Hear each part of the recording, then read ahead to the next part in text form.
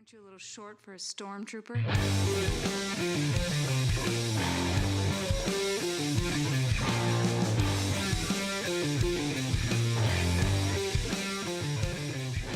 What's up, nerds? Welcome to another episode of the Multiverse Report. That's right, tonight we are recapping the week's nerdy news. Got a little Kermit the Frog there. From Themyscira to the negative zone and everywhere in between. My name is Mike Gibson. With me is always Steve Haller. What's up, Steve? Nothing much here outside of the fact that Mike survived his first football game, so that was an experience. My first real football game. Right. I would say. Yes. Like semi-professional. Well, college. Yep. I guess they're semi-professional now. Yeah. They're almost actually professional because most of them are getting paid something. Yeah, you're right. You're right. And I did, thanks to you. Thanks for hooking me and my son and the rest of our 74 other scout scouts troop and families. yeah. Up with tickets to the SU football game. Yeah, it's the first time I was ever at the Syracuse Dome to watch the Syracuse men's football team play. And I got to say, I thought it was very exciting, but I did run out of steam towards the end of the second quarter. We were actually... And then I was pretty bored until my son was like, I think I want to go home. And I was like, all right, let's go. Let's go. Yeah, one of our mutual friends and I were talking this morning about well, I know Mike was up there for a while, but I don't know who said to go home first, him or Sam. So I was being a good dad.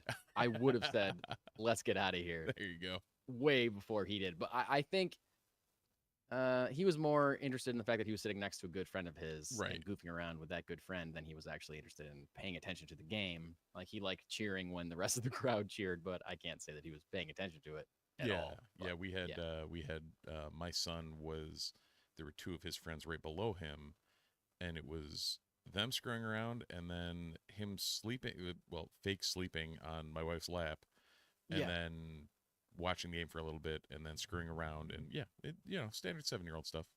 Yep. So. Yep. And he did say to me at one point, he's like, Dad, this is fun. We should come to more football games. And in my head, I was like, I don't know if you're going to like this if you're not sitting next to one of your best friends, buddy. It's going to be a different... The door is always open next to Sebastian, so. Door's always open. All right, well, that is good to know. Steve, before we move any further, myself and anyone who's watching this on YouTube and has watched us before on YouTube needs to know, what happened to your fish tank? Gone. It's dark.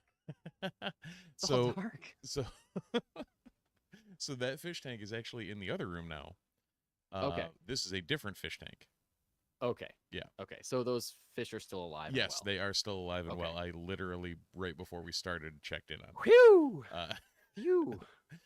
Weirdly, after that tank's been up longer than, it was probably about right before we started the pod that I started that up. So, oh, wow. It's been... You did specifically so you'd have a cool background image for your YouTube. It's like, you remember Windows 95 had that fish tank screensaver? That's what I was going for. Yeah. Yeah. That's all it really was just that projected on a piece of glass that made exactly. it look like a real fish tank. Yeah. Of course. Yeah, so no, those fish are alive and well. They will actually be back in this tank eventually. So we're doing a bit of a switcheroo, but yeah, this is a new, bigger home for them that I need to get up and running before I put them back in it, because as you can see, there's no water, which is very difficult for fish to live in. Very, very difficult. So. Some have tried unsuccessfully. If you're not a mud skipper, it ain't happening, buddy. It's true. That's true.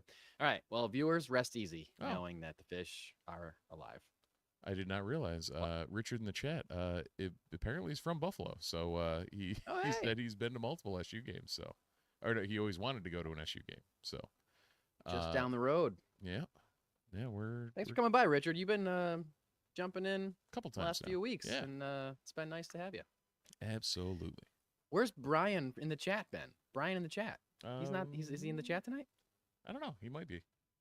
We'll Brian, find out. You and Richard got to be best friends. If not, I'm sure Brian will stop by at some point. Come on, or Brian. Just yell at me on Wednesday when I inevitably run into him at Funky Town Comics and Vinyl, the sponsors of this podcast. That's right. Check out Funky Town Comics and Vinyl. Check Funky out. Get it out there. Check Funky out. That should be their slogan. Check Funky out. No, I was actually down there today talking to Mike after a birthday party that my son had. Me and one of the other dads were like, we should go over to the shop because he needed to pick up his pole. And we were talking. Mike was in today for Jeff was down and out for various reasons, and Mike was spotting for him. So I was talking to him about Absolute and the Absolute comics and how much they've been absolutely killing it. I got to read Absolute Batman #1 finally digitally. It's on DC. Oh, Universe, they've already got it on Universe? I think it's like a tease. Like I don't think the whole series is going to be on there. I think it's like you get this one, and then you got to buy the rest of them. Like that's how they do it. I'm thinking they might be pushing because they're doing yeoman's work with it. Like all the stories are very solid. I mean, I was not. I didn't have high hopes based on what just based on the visuals for the Batman one. I was like, it's just going to be like some gritty, stupid thing. But in a way, it kind of is. But it's also like done really well. Yeah, I think really I said that last week where I'm like, you were worried about the gritty and like Snyder. You said it about Superman specifically, yeah. Right, like but you were definitely worried about the Snyder of it all, but also like they did that, but didn't do that. No, I thought it was great. I thought it was really fun, and I understand why it's so insanely popular. Right. Why they're all flying off. It's almost the same thing that that's what Mike and I were talking about. Was like Marvel hit the nail on the head with Ultimate Spider-Man, showing this aged Spider-Man that didn't have his powers, and like that is basically revolutionizing how you're thinking about Peter Parker in this new way when you're reading the story. Right.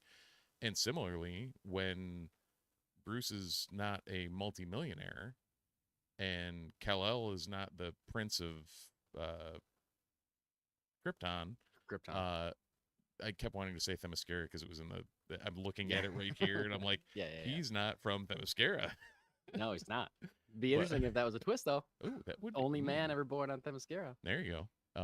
Then it'd be Y the Last Man, and we already have that book. Oh, wow. But Y the Last Amazon. There's your next pitch. Straight to DC with it. Yeah. No, I get it. I thought it was great. Like it's clear. Like I said, it's clear why it's so popular. It's a lot of fun. Yeah. I don't think we have any other business except you should sign up for our Patreon, where we don't have a whole lot of stuff right now, and we really just got to start recording commentaries and stuff to entice people. We should. Got to pick like I don't know, some monumental nerd movie, superhero movie. Sit down and watch it with microphones. Talk through it. You're threatening me with watching a movie and talking about it, Mike. Yeah, I know. That'd be great. We should. It sounds like the best time ever. Right, we should just do that. Why don't we do that once a week? We should be doing this every day. Because we have families, Mike. That's why we're not doing it once a week. Yeah, shit. That's right. That's right. Anyway, not a huge week of news. A lot of rumors. I don't like talking about rumors, so I didn't put any of the rumors on here. But this is a report, although an unconfirmed report. Starting off with some DC stuff. We got mostly DC stuff tonight. A Marvel quote that may lead to some speculation on the future and comic stuff, but mostly DC stuff tonight. The first thing is being reported by Deadline. Deadline, very reputable trade publication when it comes to film and television. And this is something we've talked about before, a Sergeant Rock movie. We talked about this a few weeks ago, maybe a few months ago. Steve had never heard of Sergeant Rock, a World War II hero, rough and gritty, take no prisoners kind of soldier guy. Very successful line of Sergeant Rock war books from the 60s through like the 80s. Right. And he still pops up here and there in DC Comics. The report that we talked about a few weeks ago, or whatever we talked about it, was that it was being reported that they were making a Sergeant Rock movie for James Gunn and Peter Safran's DC universe. It's going to be a Sergeant Rock movie, and it was going to be directed by Luca Guadagnino and written by Justin Kruvitsky's. Bad with names. This is a duo that have made Challengers. They're also making a film that's coming out later this month called Queer. And it's been reported that this Sergeant Rock movie is going to be their next film. Their next film is going to be Sergeant Rock. Now, Deadline is reporting that even though this film is still unconfirmed from Warner Brothers and DC, this Sergeant Rock movie may be starring the one and only Daniel Craig as Sergeant Rock, 007 himself. And this would make sense because Daniel Craig is also the star of the movie Queer, as I mentioned, that is coming out later this month. So it would be a re-teaming of all three, the director, the star, and the writer. Okay. And I think that's pretty cool. I think Daniel Craig, if Daniel Craig wasn't James Bond, he certainly would have been scooped up in some kind of superhero franchise, I think, by now. I mean, Bond was like his big kind of break, right? Yeah, and I feel like when you're actively playing Bond, you almost like you're that. Like Pierce Brosnan, when he was Bond, wasn't particularly out doing a bunch of other things. Right. I mean, and aside from the Knives Out movies, where he's the detective Benoit Blanc, which are great. There's only 2 of those, and Rian Johnson takes his time to make those because it's hard to write a mystery. And there's a 3rd one of those coming out, but that's not like an ongoing thing. Like, you sign up to be James Bond, you're going to be in it for a while. How many? He made like 4 or 5 James Bond movies, I think. Something like that. 4. So you're at least you're a decade in. Right. So, and obviously he was cast as James Bond because he was popping as a at that time, younger actor. Not super young, but and so if he had that much heat around him at that time to get James Bond, he definitely would have gotten something else. Hold on. Things that I did not realize. Daniel Craig was in A Kid in King Arthur's Court. I didn't know that. That 1995 movie? Hot damn. He's not the kid, is he? Is he the kid? I don't know, but that'd be amazing. He's not that young. Yeah. He's older than us, right? No, he was Master Kane, whatever that is. Ah, Master Kane. It's been since 1995 since I saw that movie. So, yeah, he's about 10 years older. He's 56, so 15 years older than us. Cool. Anyway, I think it's about time that Daniel Craig was in another franchise other than Bond. And I think this is kind of a good fit. Like, we just still don't know anything about this movie. I'll reiterate, James Gunn has yet to confirm or deny this film's existence, let alone this casting. And he has said multiple times, don't believe anything in regards to the DCU unless you hear it from me or from Peter Safran, but mostly from me. So I'll be interested to see if this goes, but this is like, it's not an insane rumor, and Deadline is reporting it. Deadline's got it. So, like I said, they're a reputable trade. It seems like this is a possibility. But I will be very interested to hear what James Gunn has to say about it if and when he acknowledges its existence and announces that it is, in fact, being made. Because I want to know, is it going to be a period piece? Is it going to be World War II? Are they updating it for like a modern warfare kind of thing? How does it going to fit in the DCU? Is there any concern as to whether or not it does fit in the DCU? Like, should we care about that? Is it just going to be a cool war movie, or is it going to set up something else? I don't know. But Steve, what do you think about Daniel Craig as Sergeant Rock, or what do you think about him in the DCU in general? I mean, I'm glad that he's jumping on one of the fandom's bandwagons. I'm very curious with the DCU, the way it's going, the James Gunn of it all, it seems. We have Creature Commandos, which is wonky, wild, crazy shit. Hard R-rated animation. Right. We have the Batman, Superman, Wonder Woman, trio, the big 3 doing whatever. He's acknowledged that all 3 of them are going to be things. Sure. And then you just have a dude that fought in the wars. Like, how is he going to tie this all together? Like, That's what I mean. I feel like if he makes this movie and it's good, then awesome. And just like anything else we've talked about, like, if there's a plot and a story for this movie to be made, awesome. But also don't heavy-handed try and tie this gritty street-based character into whatever Superman's doing. Like, have them exist in the same universe, but don't force it. Well, I don't think, and we're going to get into a lot of James Gunn quotes momentarily, and I think some of those quotes may answer what you're saying right now. This is what happens when I don't read the rundown ahead of time. Well, yeah, I know. But also we have been conditioned by, Marvel to expect, okay, all these things are going to tie in at some point. All these things have to make sense together and have to have easy locking pieces. And from things he said in the past, like, well, we're going to be story focused. If it's not a good story, we're not going to do it. If the script's not ready, we're not going to make it. Like, that's a different approach. Oh, 100%. Kind of like Marvel seems to have the approach of, we need to make an Ant-Man movie. So it has to have all these pieces so it can connect to everything else. We need to make a fourth Thor movie. So it has to have all these pieces so it can set this up and do this and do this and do this. And everything James Gunn is saying seems to be like, we don't need any movie. We want movies that are good, movies that have good stories. That's what we're looking for. And there's no set timeline. He says that in a quote I'm going to read later. So maybe this is a modern, if it's updated to a modern warfare thing, it could be integrated in any number of ways. Right. If it's a World War II thing, maybe it integrates with the first Wonder Woman movie we ever saw took place in World War I. Right. Who's to say that there isn't an appearance from her in World War II or something, and she teams up with Sergeant Rock or whatever. First or Avenger. It doesn't, or we just get a cool movie. Yeah. I mean, the First MCU, Avenger, but First Avenger was a period piece. Like that, I guess that I didn't think of this being a possible period piece, which would be awesome. Like it could be. Do it how you're going to do it. There's also been enough modern conflicts that they can find a way to make that happen. So I'm excited for it in the sense that if they make a good movie, I'll be happy. Yeah.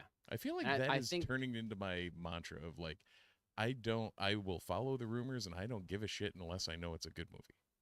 Yeah. Yeah, that's kind of where I am too. Like all the rumors and all the hearsay and talk and trailers and whatever don't mean anything if the final product isn't good. And, I think there are some fandoms that we've talked about, Marvel, Star Wars, that has found that out the hard way. Yeah. And I think that's what James Gunn is trying to avoid as best he can. Mostly because those two franchises ran it over multiple times with a semi-truck. And just have made the mistake of starting production before the script is done or making changes when it's too late to make changes, things like that, things we've heard about a million times. So hopefully he can avoid that with his process moving forward. In general, I think Daniel Craig is a great get for the DCU. I think he's not the most famous celebrity in the world, but he's well known enough to be like a mainstream name. Oh, the guy that was James Bond, he's recognizable. And he's mainstream enough to like sell tickets, but not enough to steal the thunder away from the story. Does that make sense? Like, it's not like George Clooney coming in to play Sergeant Rock and then it's a George Clooney movie. It's still a Sergeant Rock movie that happens to star Daniel Craig. Those two things make it interesting to me. You're talking about Daniel Craig as a, close to a household namer at this point. Someone who's a household name in nerd circles? Who's that? Alan Tudyk. Yes. Do you know what they confirmed? That he's voicing Clayface in Creature Commandos? I know we had confirmed that he was on the bill. I don't think they had confirmed until a couple of days ago that he was Clayface. Well, he's also Dr. Phosphorus. We knew that. Right. He's just doing double duty. Okay. But are you thinking of the fact that it was announced that he's going to be in Superman as an unknown character? That might be the confusion. Okay. That's what we don't know. That's what we don't know. Okay. Yeah. Or maybe not. Maybe it was Clayface and that they were hinting about. We didn't know. But yeah. Richard mentioned also, if you try to build an airplane while trying to fly, you'll crash 100% of the time. Yes. Very true. Now, at the same time, Marvel was building that airplane piece by piece while flying it for a good long time until the wing decided to fly off at one point. And, yes. It is a miracle. It's a miracle that knowing what we know now about the Marvel process and having actors say like, oh yeah, they start shooting before the script's done and they make tons of third act changes and like all the visual effects reports about like, yeah, they change their mind all the time and we are dying here. We can't work for them anymore. It's horrible. It's a miracle that they made as many good movies as they did before the wheels started coming off in Phase 4. But, yeah, absolutely. A miracle. And, we've said it before, and it's got to be true that James Gunn being more or less a part of that process or involved in that process, he's seemingly using that as a what not to do example when he comes to building his own rival universe to the MCU. Now, speaking of James Gunn, he did a lot of promotion this week for Creature Commandos, a show that is debuting early December 5th on Max. Very, very excited about this show. There's a lot of quotes he gave this week, and there were more than I even wrote down. I had to hold myself back from just making this me reciting things that James Gunn said show. I was trying to be like, is this something that just I'm excited about, or is this something that like the audience needs to hear? So if you want to watch, there's YouTube videos of James Gunn sitting down and having 15 to 20 minute conversations about Creature Commandos and his DC universe. Some of those quotes are from some of the quotes I'm about to read are from those videos, YouTube videos, or interviews with outlets like Collider or different podcasts that he was on. So if you want more, they're free. Go find them. Anyway, he firstly, I want to say he reiterated his stance on what is canon in his DCU, because that's a big question, and we've talked about this before, and he's talked about this before. What is canon in his DCU moving forward versus what happened in the DCEU? Because there are some crossover characters. John Cena still moving on as Peacemaker. Amanda Waller still going to be played by the woman whose name I'm blanking on. Right, the something. There's a V in it. Viola Davis. Viola Davis. I was like Veronica, Violet, Viola Davis. Things like that. I even got that before I Googled it. Nice. I was trying to Google it, but I've come up with it before, so I'll give myself a slight bit of credit for that one. Round of applause at home for Steve. Wherever you're watching this, take a second, take your hands off the wheel if you're driving. Just quick clap. Quick clap for Steve holding that name. Yeah, so if some people are moving on, some things are going to be canon, some things are not going to be canon. It gets a little confusing. And he said the following: nothing is canon for sure unless you see it in Creature Commandos or Forward for the DCU. In Creature Commandos, you'll hear them talk about things that may have happened in Suicide Squad or Peacemaker. Then those things become canon. The truth is, almost all of Peacemaker is canon, with the exception of the Justice League appearance. Spoiler alert for the end of Peacemaker. Which we will kind of deal with in the next season of Peacemaker. So, seemingly most of that first season, which I'm fine with that being canon, because that show was excellent. It really was. Excellent series. Excellent enough that my wife, who couldn't care less about any superhero anything, loved it. Yeah. I was talking to my wife about this stuff recently. I was like, do you have any interest in watching the Creature Commando show? It's like a super R-rated, gory cartoon where people get their heads blown off. Yeah. And it stars a bunch of monsters. She's like, not necessarily. Like, if it's good and you think I need to watch it, then tell me, and I'll watch it with you. That's what I got for the Dune series.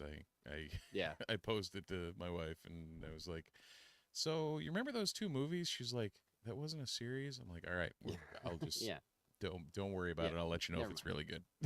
Right. But then I said, but what about, this is farther off. This is like not till the summer, but do you want to watch Peacemaker season 2? She's like, oh yeah, definitely. That was great. I definitely want to watch Peacemaker. Yep.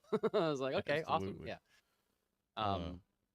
Yeah. So yeah, and I think it makes, so I'm fine with season 1 being mostly canon. Of course, the Justice League appearance isn't going to be canon, right, because they're all going to be played by different people. I am very interested to see what he means by we will deal with that in the next season of Peacemaker. Like, he's mentioned before that they will address the change of universe or the canon switching in Peacemaker season 2. I don't know how they're going to do that, but I'm very interested to see. Something ridiculous, I'm sure. Yeah. Comic book logic. Some kind of craziness. Well, so I'm trying to remember the cameo. Momoa was there. It was Momoa and Miller. Yeah. Ezra Miller. and the rest were in shadow. Right. I don't even know if we saw Batman. I think we saw a shadow of Superman and Wonder Woman. I don't know if there was a Batman, but there was Aquaman and Flash were there, and they had an exchange. Yeah, I couldn't remember who was present and who they phoned in. So yeah, but obviously none of those actors are moving on at all. I mean, as those characters, so. You know, Momoa, whatever, but I can guarantee Ezra Miller is not. Well, I mean, Momoa came out and said he wasn't too, but and James Gunn said he did, wasn't, but there's still that rumor that he's going to be Lobo. Like we haven't heard an update on that in a long time from anybody, but that's still out there. Anyway, he was asked about origin stories. I guess he had given some comment about how he wasn't planning on doing origin stories for every character, and somebody asked him to speak a little bit more about that, and he said, I didn't want to have to create a universe where every single story is an origin story. Everyone knows Superman is an alien from another planet. Everyone knows Batman's parents were killed outside a theater and a string of pearls fell to the ground.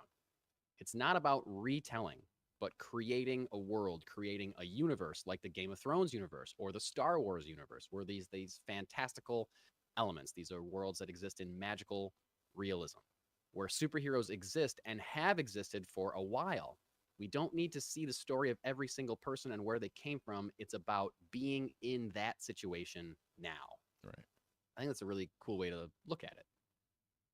Because as much as I would love to see like the origins of Dick Grayson and then how he becomes Nightwing and then Jason Todd coming up, it's also just cool to like have all the characters established, and then you can do flashbacks or whatever. You can dive into those stories in other ways. And you don't have to wait to see Nightwing in 10 years or whatever. You're like, he's already around. Don't worry. So I'm down with that. And I like him comparing it to Game of Thrones and Star Wars, where it's like, this is an existing world and there's a lot of stuff to explore. It's all there already, or not. Most of it's there already. Right. Because he did clarify on Threads that he was specifically talking about the origin stories of Batman and Superman.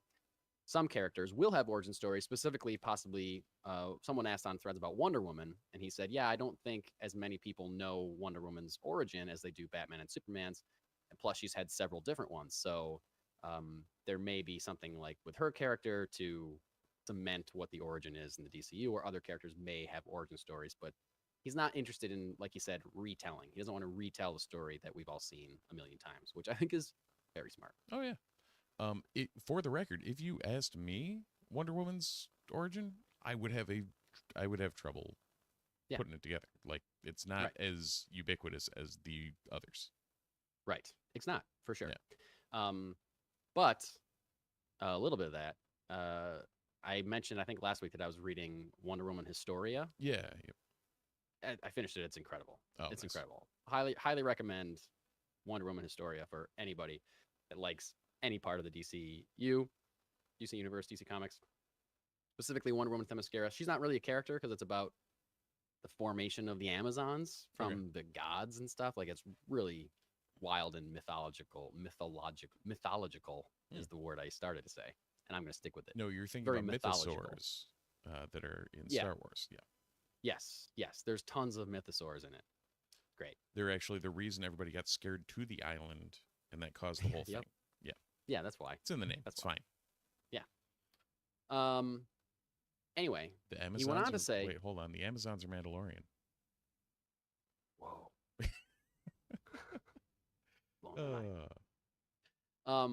He went on to describe his universe. I thought this was interesting, and because he hasn't really talked about the vibe of his universe or the state of it in general, he said, "There have been superheroes for a long time, but there are more of them today than there used to be, and they're more of an issue today than they used to be." Huh. So that's some phrasing. That's some phrasing. Exactly. And it made me think of a story like Kingdom Come. Have you ever read Kingdom Come? The DC story? I know the hits. Yeah. And it's basically it takes place in the future where the world is flooded with superpowered people, and the Justice League have more or less retired and like left the world to these new younger heroes, but the new younger heroes aren't as disciplined as the Justice League were, and they end up causing more chaos than they should. And so Superman has to like come out of retirement and kind of like restrain them, but then there's a lot of conflict with that, obviously. So it made me think of something like that, where like there's issues around, or maybe it reminded me of like Civil War or something. Like, oh, is this going to be like government intervention or people starting to become opposed to them, things like that, to create conflict in the universe. But I think that's interesting, and he seems to know. It's interesting to me that he knows like a history, at least in general, of this universe. They've been around for a long time. There's more of them than there used to be. That shows like he's thought about like how long have they been around, and how long, you know, who was the first one, and all this kind of stuff, you know. So wait, Kingdom Come was Alex Ross? Yeah. Okay. Yeah. Now I need to. Thanks, Richard. I now need to go back and. Yeah. That you needs can to borrow be my on the copy list. if you want. I may have to grab that. Yeah. It's pretty dense, but it's really great. It's really good.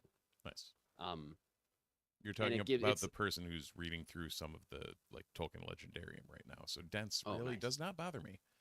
And it does culminate in like a Civil War-esque fight between like factions, one led by Superman, one led by an aging but still sharp Bruce Wayne. It's really good. Definitely worth reading, specifically also for the Alex Ross art, for sure. So, he also, I didn't write this down, but he also said about, he was talking about how, asked about how Creature Commandos is pretty hard R rating. And was that something that he wanted to do specifically or whatever? And he just kept saying like, it's about the story. Like if we're trying to tell a story that would best be told with an R rating, then we're fine with that. If we're telling a story that's best told with a PG or PG-13 or even G rating, then yeah, we're fine with that too. Like it's what's going to suit the project, and that he believes that all these things can exist in the same world regardless of what they're rated or who they're targeted to. As long as you're giving people a good story, it's going to make people want to be involved in that universe. And I think that's 100% correct. Yeah, no, and I guess that's something. I guess another thing that came up when I was talking to Mike today at Monkey Down about how there's kind of a lack of we brought it up on the pod multiple times, but they're starting to target the younger audience now, and they've always had the olds like us. Yeah, but there's no transition between the two. Right. Yeah. Like there's Teen Titans Go. Yep. And then there's, you know, the Nightwing ongoing, but how do you get from one to the other? Yeah, exactly. There's no bridge. And that's my problem too with my son currently, because he loves Teen Titans Go, and like he loves the Lego Batman movie. But I'm like, I can't show you a live action Batman movie. That's not the Adam West 1966 one. Like I can show him that one. But like all other live action Batman movies are way too scary to show an 8-year-old. You're not showing him Matt Reeves the Batman? Definitely not that one, and definitely not The Dark Knight. Right. You know, like the closest even would be Batman Beyond or Batman Begins. Like Batman Begins would be kind of close because it is a little like audience winky, but like still you watch his parents get shot. Right. And Exactly. then like the Scarecrow Vision stuff is terrifying. And then the other option is like the original Batman with Keaton and Nicholson, but Nicholson is terrifying in that movie. He's so scary. But I saw that when I was probably 8 or 9. But I mean, that was what, 87 different world. that came out? 89 came out in 89. Yeah, 89. So wait, no, I guess I was 7 when it came out. But right, I was 5. Yeah, I know I didn't see it right when it came out. My parents wouldn't let me see it when it came out. No, but it couldn't have been too I far saw off, it before I was 10. I saw it by the time I was 10. Right, sure. like I can seminally remember seeing like the Penguin in the sewers. Like that is one of those, like DeVito is like etched in my brain for Returns. So I know at least by that point it's in that range. So I'm like, but that movie's horrifying. Yeah, that's like, and I can remember like not seeing horrifying, that, but it's way too dark. Oh, 100%. Like I would not show my son that at the age I definitely saw that at. Yeah, my parents took me to see that in the theater. I saw Batman Returns in the theater. Yeah. And I feel like there was moments where like I don't know if we should have brought him. Right. Oh yeah. Yeah, I guess that's the difference. Is like we know not to bring our kids to a Deadpool movie. Our parents would not have known not to do that. May not have known. Yeah. Exactly. But speaking of Batman and Batman movies, he was asked in an interview with the outlet Collider about the status of the Brave and the Bold film. Supposed to be a Batman and Robin movie. And he said the following: "There's no set timeline for anything. The one thing that I've tried to make clear to people from the beginning," and Steve, this is kind of what I was talking about that may answer some of your questions or concerns regarding a Sergeant Rock movie or things like that aren't specifically easily tied in. Yeah. So there's no set timeline for anything. The one thing I've tried to make clear to people from the beginning in the way that I hope we're different is that everything DC is going to be based on the writers. Until we have a screenplay that I'm totally happy with, that movie is not going to get made, no matter what it is. So we have been really fortunate with some screenplays. Supergirl came in, and wow, Anna Nogueira did such an amazing job. The Lantern series came in, and it's like, wow, what wonderful work. And there's a couple other things that people don't know about, a couple movies and TV shows that are greenlit or near greenlit. But it's going to be based always on the story, because at the end of the day, if we're happy with the story that we're telling, that's what matters most. And once the Brave and the Bold gets to that point, then we'll make that movie. I think that's what we've been talking about for a while. Yeah. Just make a good movie. Just make it good. Just make it good. And he seems to be embracing that. And I think where a lot of fans are hitting a road bump in this like rollout of the DCU is that video that he recorded, it was like 2 years ago now. He gave us like a video announcement where he's like, we're making Superman, we're making Supergirl, we're making Swamp Thing, we're making Brave and the Bold, we're making a Booster Gold series, we're making a Themyscira series. Like he announced all these like phase 1 or chapter 1 of Gods and Monsters, you know. He did the Feige thing. But when Feige does a thing, he's like, it's coming out this day, it's coming out this day, it's coming out this date, it's coming out this date. They're all dated already. And, 2 years later, they have to move them all for whatever reason. But Gunn didn't date anything. He just said, these are the ones that were currently in development. Not even green lit. That's something that we've learned. Like, for him, he has a big difference between in development and green lit. Right. Marvel announces stuff that has presumably already been green lit and they're already working on. Despite things like Blade falling apart in their fingers, multiple times. Like, maybe you should be waiting a little bit longer before you announce something. But because we all have that Marvel mindset, like, oh, they announced these 5 movies, so these are the next 5 movies we're going to see. Seemingly with James Gunn, that's not the case. They announced those because that's what they had in development at that time. And maybe at that time, those things were farther along. But if you hit a snag, you got to rewrite Brave and the Bold. You got to bring in a new writer for Brave and the Bold, Yeah. And it's pretty great that we don't hear about that stuff. We don't hear like, oh, Brave and the Bold writer got let go and there's a new one coming out. Here's, a new one on board. There's, because it doesn't create that kind of like turmoil in our brains about like that we think about Star Wars and Blade, and there's like, oh, new writer. They're not even announcing that kind of stuff. Right. So it's just a thing where just because he said that they're working on something doesn't mean it's going to be the next thing to see, and they're not going to really put it out there until they have something to put out, which I think is really smart, although it does get a little tricky when you have rabid fans that are very excited about a Batman Brave and the Bold movie, and there's been no updates on it. Now, what I wish he would do is that I feel like I wish yearly he would release another one of those videos and be like, here's where we're at. This is on the back burner, but we got this coming out. This is what we're doing. This is what we're doing. I would love that. And he does update things on threads and stuff and social media, but I would love like an official, here's where we are. Right. Here's what's coming out. Yeah. Once a year, give a, State of the Union, like, yeah, we announced all these things. They're not 100% here. Here's what we are doing. Here's what they're doing. Like, this is what's going to go.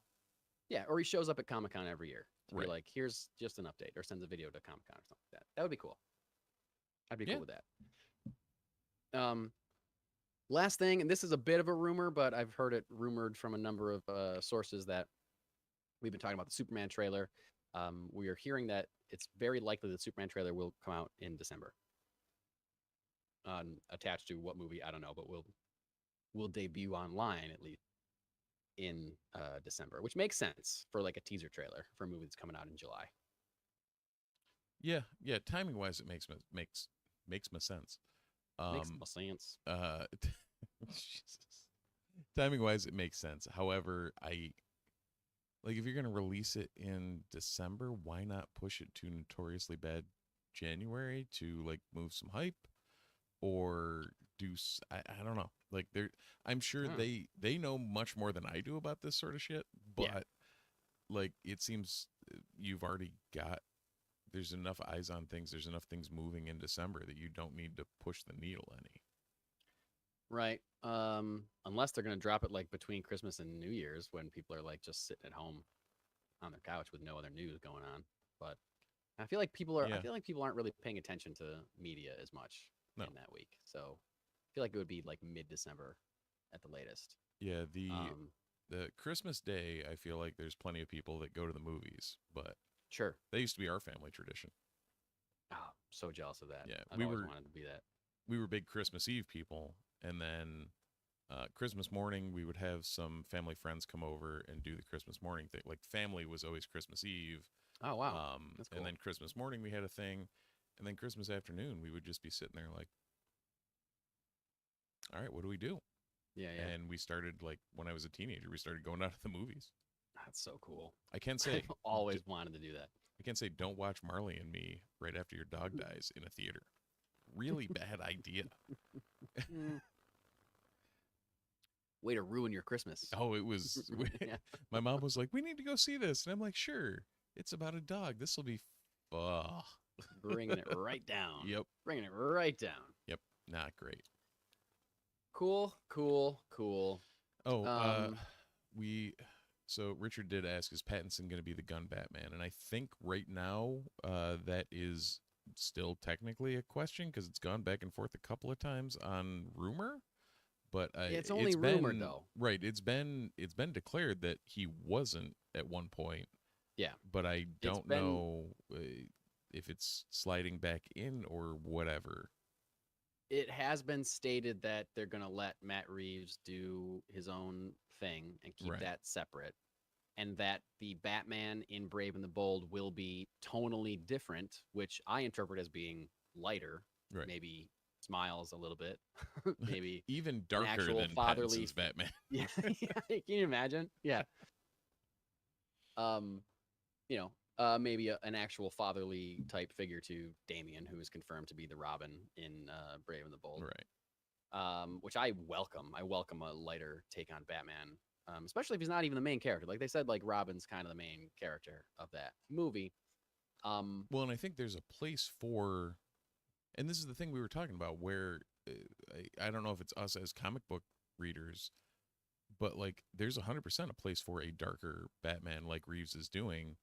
But also to have what you're talking about with that lighter father figure Batman that we see in other media. Right.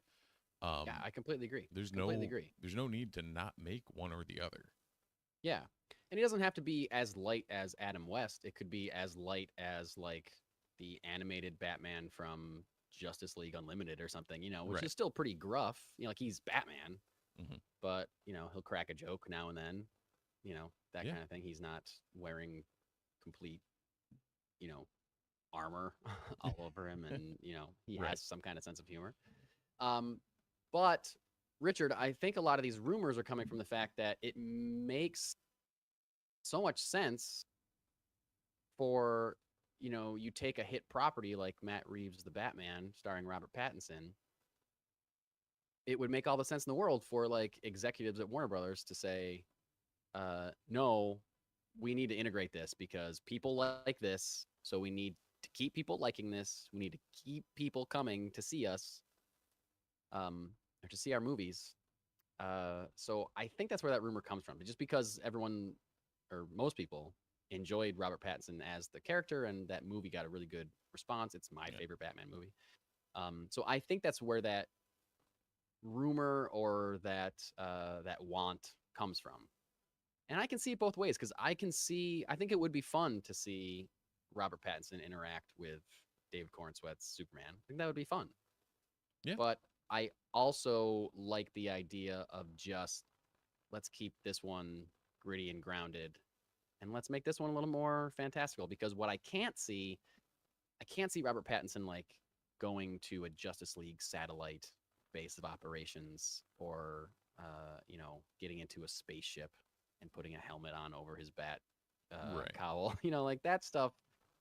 That starts to lose me when it's the Matt Reeves version of the character. But if you give me a new one that smiles occasionally, then yeah, put him in a spacesuit and fly him to Apocalypse to fight Darkseid. Yeah. That'd make more sense. I can't see Robert Pattinson's Batman fighting Darkseid. That doesn't really make no sense to me tonally. But again, James Gunn has said multiple times that he likes the idea of having things have their own tones, and then the challenge of bringing it together is part of the fun of it. He's said that multiple times, which makes me excited because he understands that not all characters can be painted with the same brush. Yeah. Which maybe previous regimes or other fandoms don't really understand that. No, you say that. I can't even see Pattinson's Batman like fighting Clayface. Exactly. Yeah, it's like too grounded. Right. Right? Yeah, Too it's grounded. almost it'd be like if you saw Daredevil out in space. It's not Yeah. like it's not happening. Silly. Right. It's silly. I Has mean, I'm Daredevil sure it ever been in happened. space? It probably like Marvel's done some weird shit, but like I'm not going to read a book of Daredevil in space. Well, It just now that we sounds say that, even I more might. It sounds even more insane to me because I know Batman has canonically gone to space. Right. But I've never thought of Daredevil in space before, so that just seems just 10 times more insane to me than having Batman in space. No, when you But I Google get it, it. it's just Daredevil's doing things in space. Like Evil Knievel and Yeah. shit. Yeah. Austrian Daredevil breaks sound barrier jumping from space. Okay. Cool. Okay. That is not the blind dude with a red suit. I hope that Daredevil, the character, has never been to space. That would be awesome. I hope he's never been to space and he's never going. In War of the Realms, he became the god without fear. So, outside of a weird crossover where he gained godly powers, no. Okay. All right. A little disappointing. But wait, was it like a what if situation? Was it outside of continuity? I think it was technically in, but weird. Oh. You know, one of those weird ass huge crossover, whatever happened events. Yeah. One of those. Okay. But in normal, like in a Daredevil main run, no. Yeah. So answer to your question, Richard, as far as we know, the statement from Gunn and Reeves and Warner Brothers has been no. It's going to be a different Batman. They have not announced any casting or anything about who that is, but just that it will be tonally different than Robert Pattinson's Batman, and I think that's smart because you run the risk of confusion if they're both grounded and gritty versions of the character. You run the risk of audience confusion. Yeah. But if one's dressed in all black armor and one is in like, blue and gray tights, which I would love to see, then it's easier to keep them apart, keep them separated in your head. Gotta keep them separated.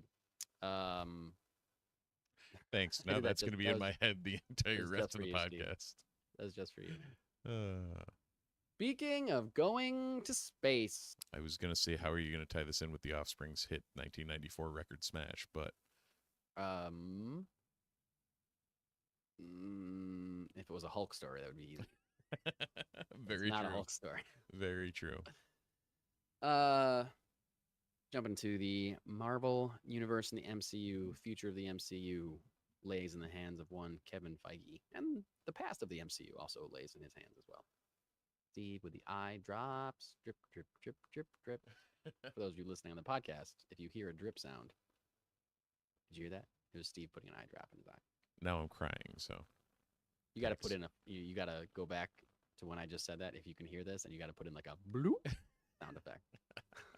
Like an obvious big drop. That'd be great. That would require way too much post. Yeah. One thing in post is too much post for us. Well, yes. All right. Kevin Feige was speaking at a Disney showcase event in Singapore, which I think is, I guess I don't know if he was in Singapore or if it was just for Singapore. whatever. But Yeah. either way, there's so much like studio presentation stuff that happens that we just aren't aware of at all. So it's just like, oh, he was in Singapore talking about the MCU. Right. Crazy. He said the following, and this is like a vague but promising kind of quote regarding the future of the MCU, specifically with a couple different character franchises. And I don't know. I'll see what we think about this. He said, finally, we're bringing Marvel's first family into the MCU. They wrap next week. The movie comes out next summer. And then all those characters go right into the next Avengers movies. So I'm very excited for the future of the Fantastic Four. Right after that, the whole story of Secret Wars really leads us into a new age of mutants and of the X-Men. Again, it's one of those dreams come true. We finally have the X-Men back. They're going to fuck this up, aren't they? Okay. Outside of that being a very funny reaction, why do you say that? What about this quote makes you think they're going to screw it up? Just the fact that they're already touting that is what they're doing, where they're going, like waving this big banner around like, hey, look, X-Men coming, instead of just introducing them and working it and making it natural and like, yeah, maybe we have an X-Men movie off, but like that's not going to be the whole focus of everything moving forward. This is the entirety of the MCU that is hinging on Charles Xavier's School for Gifted Youngsters. Like, I don't know. Gives me the not great feels. Well, I think, would he be saying this? Would he be reminding us that the X-Men are coming if they were still like firing on all cylinders and putting out A+ movie after A+ movie? Oh, hell no. And I think they're probably hedging their bets on the Fantastic Four doing what we've talked about the Fantastic Four doing. And not having that nostalgia hit that great. Everybody is like, yeah, if they make a good movie, awesome. Like we always say. But I still am of the opinion that the Fantastic Four is not remotely the draw that they think it is. I agree. Yeah. I agree with you. It could be. Right. It could be huge. But I guarantee you, no matter what, that opening weekend is not going to be what they think it is. That's probably true. If it's good, they'll make it up. But anybody that is looking at Fantastic Four as a surefire billion-dollar hit is probably in like their own little MCU bubble of information. I don't know. Isn't taking into account the rest of the world and their relationship to 3 really bad Fantastic Four movies, and like, which is all most of us have to act on. Right, because I know they still sell the comics, but like I don't know that Fantastic Four is like a #1 seller for Marvel. You know? Yeah. I don't know. No, I mean, I can't imagine it is. It's not like they have like 6 different Fantastic Four books, like the X-Men or Spider-Man. Right. You know what I mean? Like they put the money towards the characters that are popping, and there's like one Fantastic Four book. It's not like there's a lot. I'm just, this is all speculation now off the top of my head, based on things that I am thinking in the moment. So I don't. Maybe it's a huge seller for them. Maybe it's in their top 5. I don't know. Yeah, and that's I don't even know. I don't even know what. Like, there's not a major run recently that really would catch like the cultural zeitgeist. Like, I can't tell you anything they go that back they've been to doing in the last 10 years. I think Hickman's run was probably within that time. Yeah. But I don't know beyond that. Like, I don't know. Yeah, I think you're right. You were right about opening weekend for sure, because the people that only know the Fantastic Four from the movies, which is a lot of people,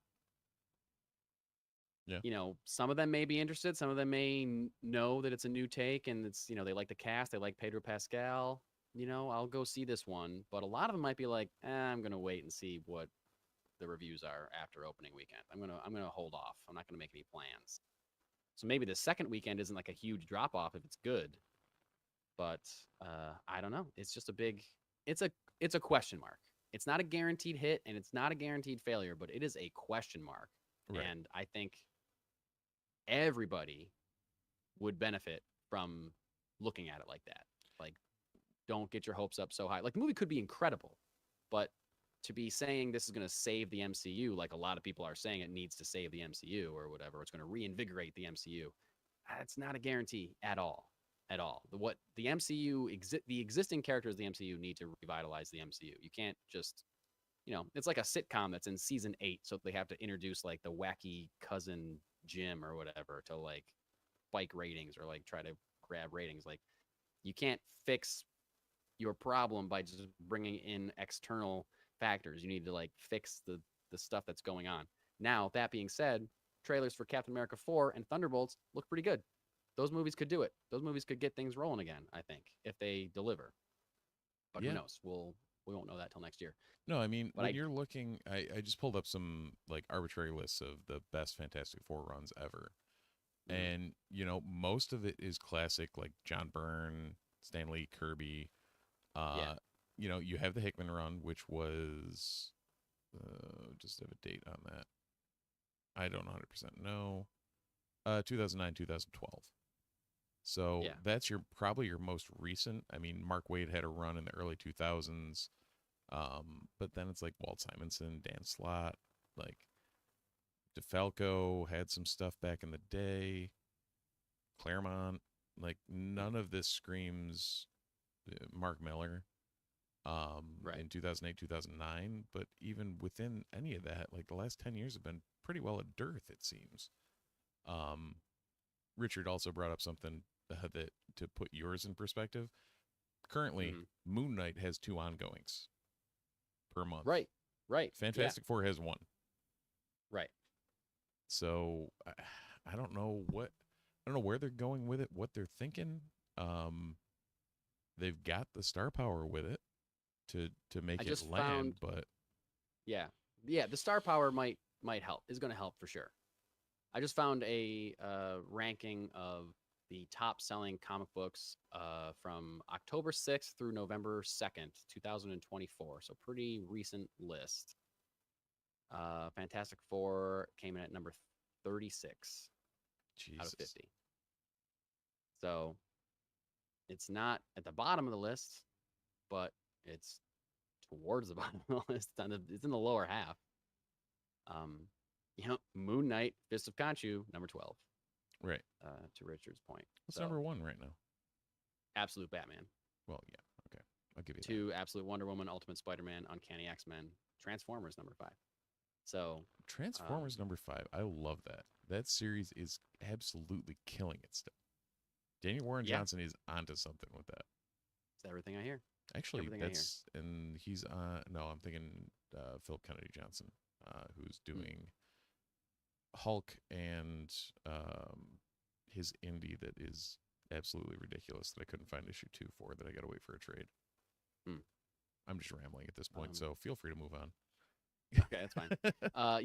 Moon Knight is the only non-Avenger, non-X-Men Marvel book that's or is the highest rated non-Avenger, non-X-Men Marvel book at number 12.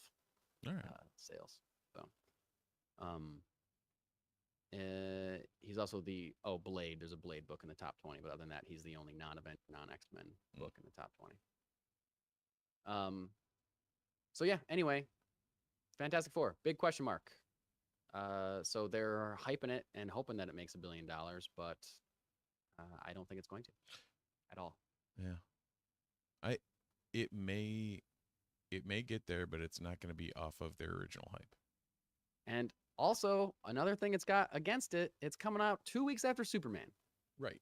The Superman is still going to be in theaters. So if Superman is a banger, that's going to really crush. It's going to not crush, but it's going to hurt Fantastic Four. Right. If Superman is great, because as we learned 2 summers ago, people aren't going to every movie. People are saving up. They're going to Oppenheimer and Barbie, and then they're not going to the movies for the rest of the summer. Right. Like, that's it.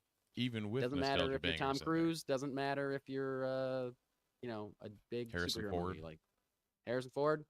Doesn't matter if you're Indiana Jones. Doesn't matter if you're Ethan Hunt. They're not going to see you. Yeah. They already saw their movie for the summer. They're done. Going on vacation.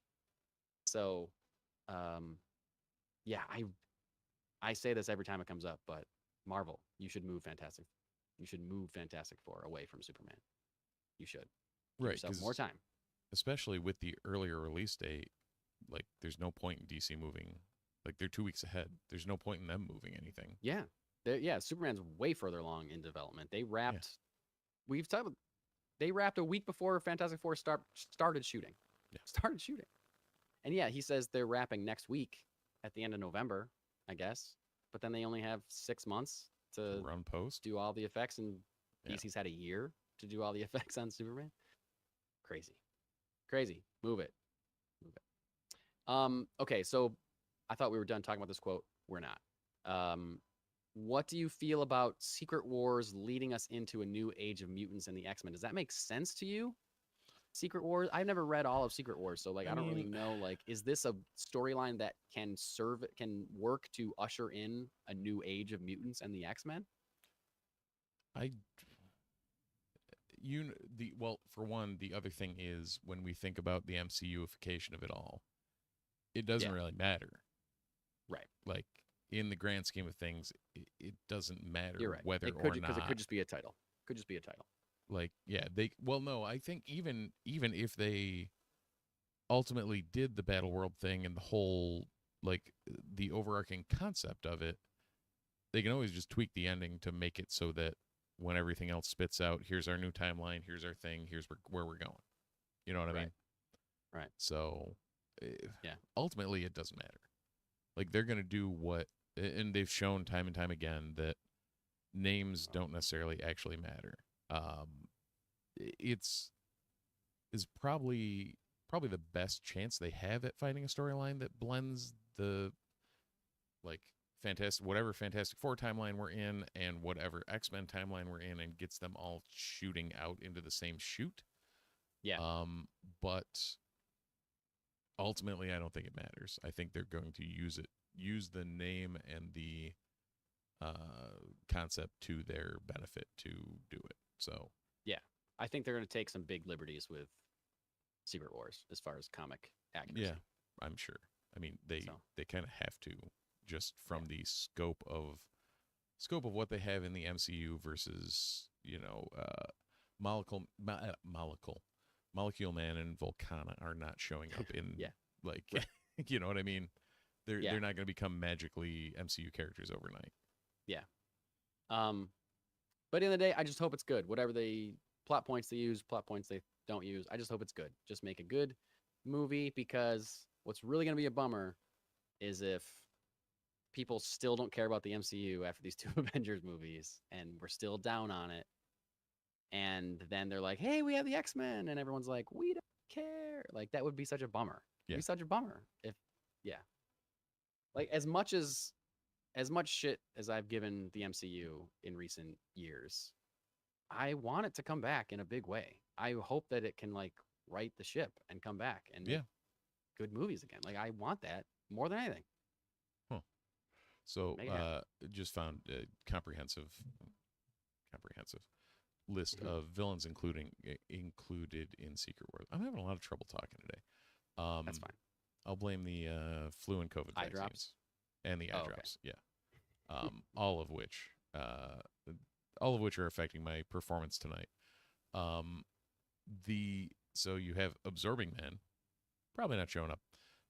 Doom, Doc Ock, Enchantress, who Sylvie is Enchantress. So yep. Kang, I wouldn't be surprised if she shows up. She'll probably show up. Kang, probably not. No, not be seeing him. 0% chance. Ulysses Claw, Lizard. Dead. Doesn't maybe does lives in an alternate reality, right, but technically exists in the MCU. Eye roll. Molecule Man, Titania, who was in She-Hulk. True, I forgot about that. Yeah, Ultron, Volcana, and the Wrecking Crew. Well, we know Ultron's coming back for that. For what series? The Vision series. Yeah, they did confirm that. So, he might show up. They still got Spader on the hook. And Wrecking Crew was in what the hell were they in? Were they in She-Hulk as well? Maybe. They were in remember. one of the TV series.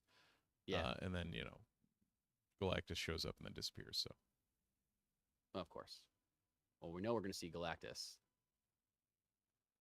for sure. Steve, do you have a comic book to review this week? Yes. I do not.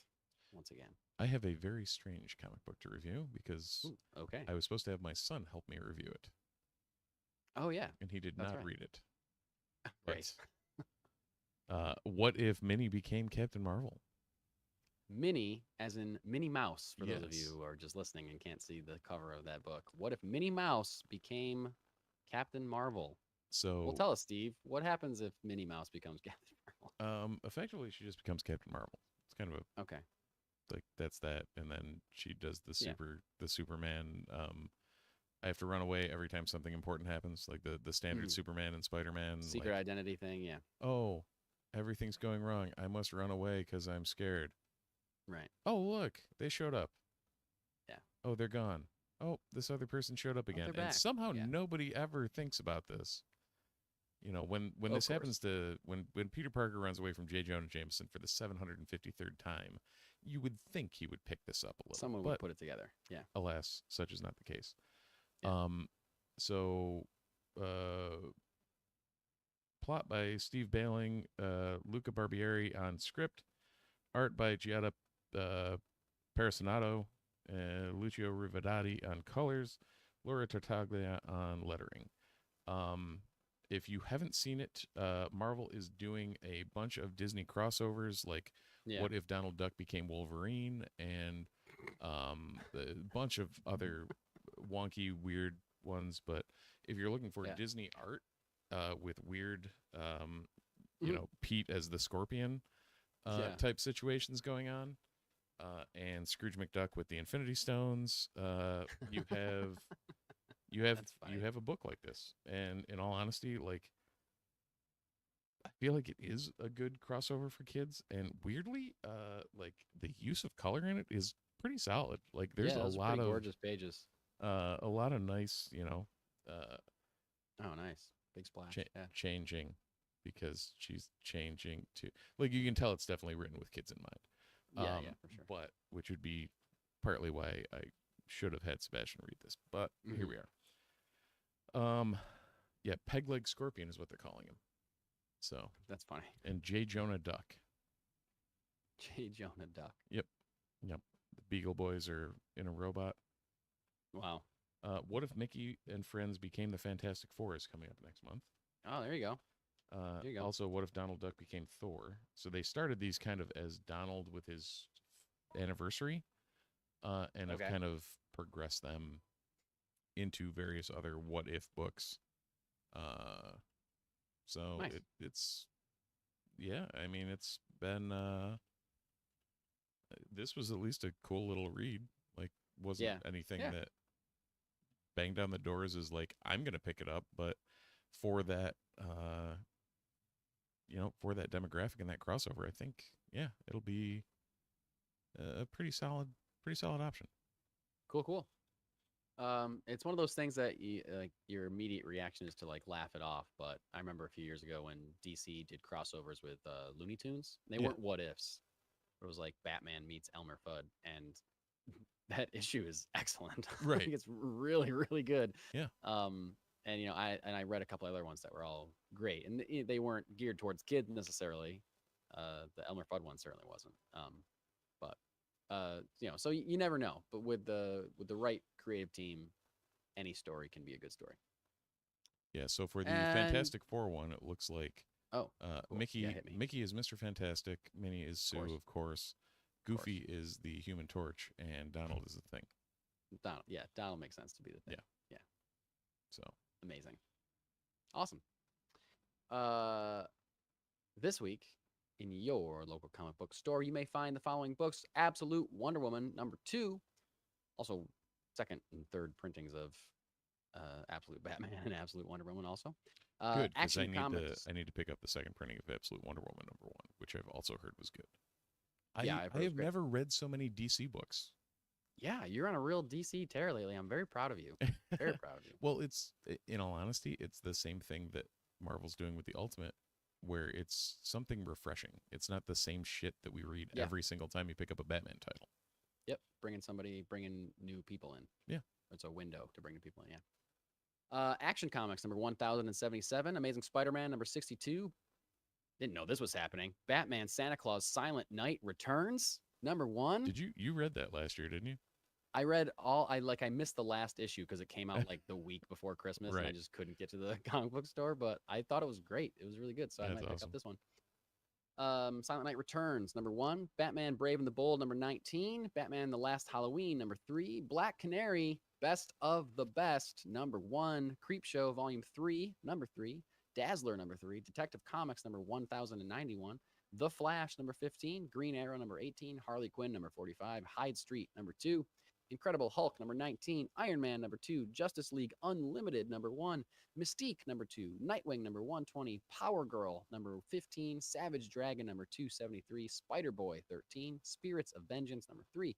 Star Trek Defiant, number 1. Superman 20. Teenage Mutant Ninja Turtles, number 4. Ultimate Black Panther. I didn't write the number down. Great job. Uncanny X-Men, number 6. Universal Monsters Frankenstein, number 4. Void Rivals 14, and West Coast Avengers getting a new number 1. It's been a while since they've had a West Coast. Yeah, haven't had a West Coast in quite some time. We'll see what that's all about. I don't know who the roster is or anything, but you picking up any of these books? So Hyde Street number 1, remember I reviewed that. I liked it enough that I probably should pick up number 2, but I think I'm going to wait on trade just for the sanity of trying to hit.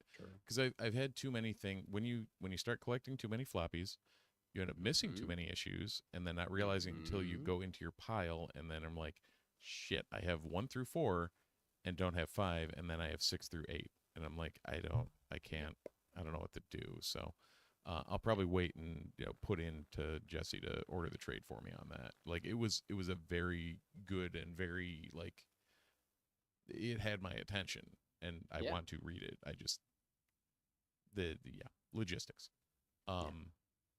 Hulk, I'm still pulling because goddamn, that is still a very good story. Oh, awesome. Good to know. Like 19 issues in, I figured it was going to fall off at some point. Sure. And it's not. So, okay, I'm not going to complain there. Iron Man number 2, I may actually pick up. I did not expect a Spencer Ackerman written Iron Man to be something that grabbed me, but I read that. Remember, I reviewed that the other week too. Yeah, that's right. Yeah. Like, it's all the weird ones that I didn't expect to be picking up that I want to pick up. Ninja Turtles 4 is going to be great. That's the 4th. So each of the 1 through 4 have been focusing on what one of the turtles has been doing. Mm-hmm. So Raph was in jail. Go figure. Mikey was a actor in Hollywood. Mm-hmm. Then Leo was doing Leo things, and this is them joining up to find Donnie together. Yeah. Cool. Like Leo's kind of doing the sulky Ronin-ish thing, but not really. Okay. Because it's Leo. See that. Like he's protecting a bunch of turtles, like actual turtles. Just good for him. Chilling and doing that, and that's his thing, and meditating, and like literally just the most Leo thing you can think of. He is doing. Yeah. So they're all teaming, like they found each other and are going to get Mikey or get Donnie. So Donnie. This will get the band back together. Nice. Black Panther. I don't know if I'm pulling still. I don't think I'm intending to pull still, but you know how that goes. And then Uncanny, I have to get just because. Yeah, have to. So I don't remember if I books? got the 3rd Universal Monsters Frankenstein book. If I didn't, be very mad at myself because that's one I was loving. Yeah, that was the follow-up. Like they did the Creature from Black Lagoon, and then they this now, did, right? They did Dracula first. James Tynion did yeah. Dracula. I forgot about that. And I haven't read it. I've heard it was good. And then the Creature from Black Lagoon was good. And then Frankenstein. Nice. So my guess is that there'll be a Wolfman in the future, right? Maybe a Bride of Frankenstein. But the Frankenstein first couple of books were great. I'm hoping that I actually did have the 3rd one, so I can buy this one. Otherwise, I'll probably just get the trade. Batman, Santa Claus, Silent Night, pretty fun. Batman teaming up with actual Santa Claus to stop Krampus was the first series. Wonder what this one's going to be. Oh, did you see good friends of the show down at Branching Out Bottle Shop? They always do a Krampus shirt. Did you see what this year's is? Knocked.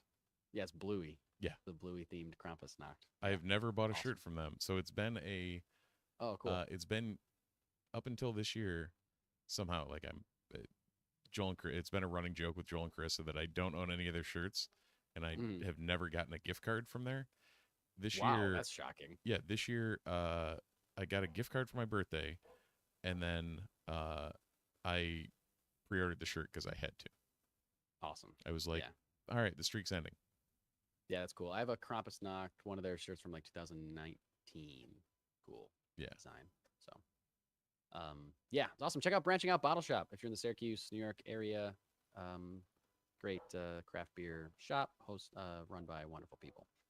I am definitely picking up people. Black Canary Best of the Best. Black Canary is the new Tom King. Oh God damn it, Mike! New issue of the new Tom King miniseries. So it's going to be like a Mr. Miracle or a Strange Adventures, where it's not going to be like a long running thing like his Wonder Woman. No. Arc. It's going to be just like a short miniseries. I don't need something else to read, Mike. In the last number of years. Like, come on.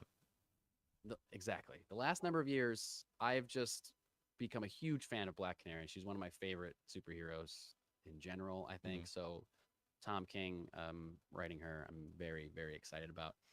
And that Frankenstein, that might be it. That might be it for me this week. But I'm interested in Justice League Unlimited because I believe it is in the same universe as the cartoon, although not being drawn that way. So I'm interested in that. But that is all the comics stuff I have to talk about. We do have a one shot. We everybody. do. And I know we've hit our time, I'm pretty sure. But sorry, I don't know. Back to comics for a second. Did you read any of the last Halloween? No, I haven't yet. Kind of waiting for a trade on that. Yeah. So it was the same thing on I still have never read the Long app. Halloween. Oh, you still haven't read Long Halloween? No. Oh God. You can borrow it. Really, it's a classic. I know. It's a must read. I know. It's like one of those seminal works that I'm like, this is a definitive gap in my like nerddom that I need to fill at some point. But yeah, and don't sleep on the sequel. The sequel, Dark Victory, is also excellent. Oh yeah, excellent. But it gets kind of overshadowed by Long Halloween. Right.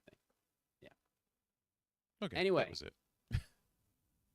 I'm gonna try not to talk too long about this, but we do have a tendency to veer off into tangents when we talk about the Sony Spider-Man universe. And this week, director of the upcoming Kraven the Hunter movie, J.C. Chandor, gave the following quote when asked about Kraven the Hunter. He said, quote, "I don't want to get too into the nitty-gritty of it, but here's what I would say. Some of the fans out there, a lot of the fans, were upset with certain decisions and certain outcomes of Sony's Spider-Man universe. Then with other films, they've gone on to be tremendous successes. So there's been a mixed success rate. People have got to give us a chance and come out and support this film. And literally try to wash away some of the other stuff that's happened. Give our film a chance. I think they'll realize that we've done everything we can to give them a pretty fun story. You'll see when the movie's over, there's a potential for a lot of things to happen. My goal was to isolate our movie, protect it, and just tell a good damn story. And then we'll have opportunities to do a lot of fun things. So it's kind of a theme of this episode, is bringing it back to the just make a good movie, make a good story. But Steve, does this sound incredibly desperate to you?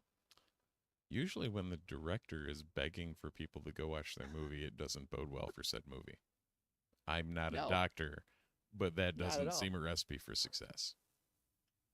Do you think he got permission to say this from Sony? Hell no. This is completely off the cuff. But was Sony like, okay, everyone hated Madam Web. Venom 3 didn't do, what we wanted it to do. Everyone hated Morbius. if you need to throw us under the bus to get people to see this one, then go ahead. Whatever you got to do, say whatever you need to say to make us money.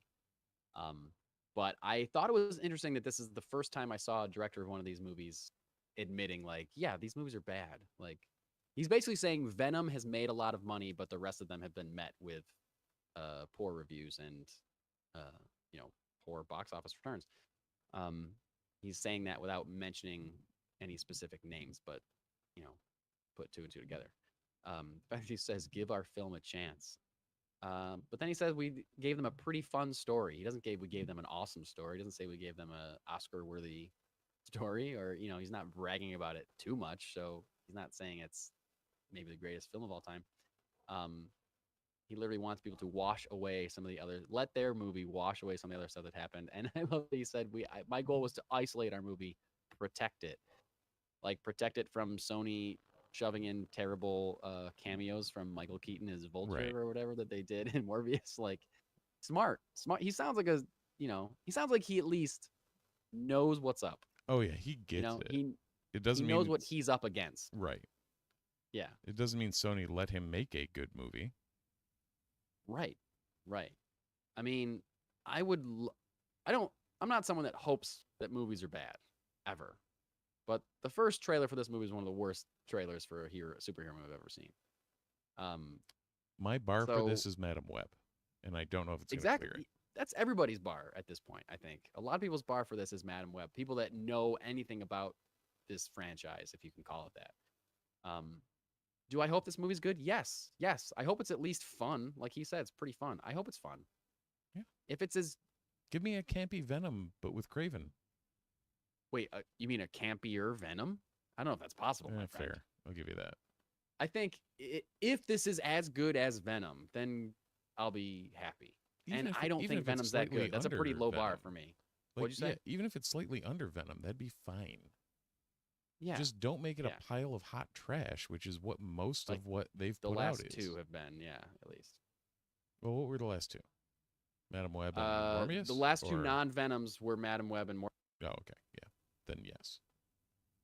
Yeah. I at least made it through one of those two. You sure did. I don't know if I can be proud of that or not. Yeah, I know. Anyway, we'll see what happens with Kraven the Hunter. It comes out next month. So we'll see. Jesus, I forgot about that. Yeah. Well, we're going to see it. That's going to be our first commentary, right? You know what's crazy? Nobody else will be in the theater. We might as well. The hell? I didn't think that was going to break you. That was great. Next week also is, I didn't put two and two together.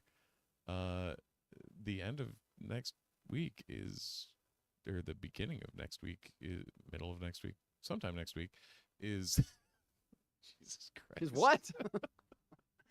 You're building the tension incredibly. I'm on the edge of my seat now. Creature Commandos and Skeleton Crew. Yes, that's right. We're that close to December. Yes. Yeah. Wild. Wow. Yep. I'm trying to I've been wanting to rewatch the Guardians of the Galaxy movies for a while, specifically.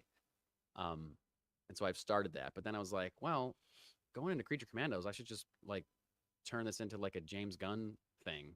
And after I do the Guardians movies, I'll jump right into Suicide Squad and then bang out as much as I can of Peacemaker season 1 that I've wanted to rewatch for a while. Yeah. So that's my plan. And I don't have a whole lot of time to do it, but I got some time this week for Thanksgiving, so we'll see what happens. You gonna go all the way back and hit Slither? No, I'm just doing from Guardians 1 through. So Guardians 2, Suicide Squad, Guardians 3. Well, because I'm a completist and I want to see the entire Guardians story, I am going to watch Infinity War and Endgame as well. Both of which I the have Christmas not special? watched. And the Christmas special. That's why I had to wait. I watched 1 and 2 already, but then I had to wait because I want to be able to watch Christmas special after Thanksgiving because I'm one of those people. So Christmas stuff before Thanksgiving. My wife and I have this. So this week seems to be the trying week for her. She wants to. She's like, I was like, I don't care what holiday movies you watch on your own time, but we are not. And Sebastian's with me on it. My son is 100% with me. Oh, really? It is not Christmas time yet.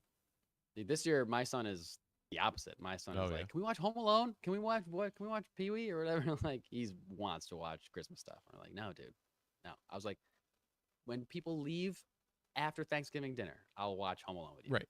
Like I'll after I told them the dishes are put away. because I think they're probably staying out in Albany, and I've got to come back for the dog. Yeah. So I'm like, listen, when you guys get home on Black Friday, I don't care what you do. Watch whatever you want. I'll watch it with you. Merry Christmas time. Right. It's happening. I will, when you pull in the driveway, I will have all the lights on and all the blow ups up and the whole nine. Yes. Maybe. But there's lines to be drawn, and that is a line that needs to be drawn. Agreed. And no, I think another line that needs to be drawn is the end of this podcast. I believe you're right. Tell them the stuff, Steve. Yeah, I was looking at your closing, and I'm like, I don't say that. No, Before you Mike say the other closes the stuff. podcast, I should tell you about where to find us on all the socials. I believe we are reactive on Blue Sky because that platform doesn't suck like certain other ones. 2 weeks ago, a week and a half ago, I had 100 something followers on Blue Sky. I now have over 700 followers. Yeah, that's your personal, right? Yes. So we need to include this in like a podcast starter pack. Yeah, I got us into one. I got us into nice. one. Nice. It's wild over there. If you jump back to Blue Sky, give it another chance. It's popping. Yep. Popping. So Multiverse Report on any or all of those, just search it. You can find us. There's no point in me telling you a URL. You're not going to remember it. There's a search function for a reason, people. We have a name. Yes. Use it. If you'd like to search for us on your podcatcher of choice, you should type the Multiverse Report in there, and you'll find us, and you should subscribe to us and probably leave us a review because we appreciate it. Same thing on Positive YouTube. Like, subscribe. Come join Richard and Brian and everybody else in the chat. So yeah, please do. Please do. And also, happy Thanksgiving if you are celebrating Thanksgiving this week. Probably should have mentioned that up top or done some kind of theme. But anyway, enjoy your holiday. Enjoy your time off if you have any. And until next time, as the two suns set over the burnt corpses of Owen and Brew Lars, we say thanks for watching. Thanks for listening. And we'll see you in the multiverse.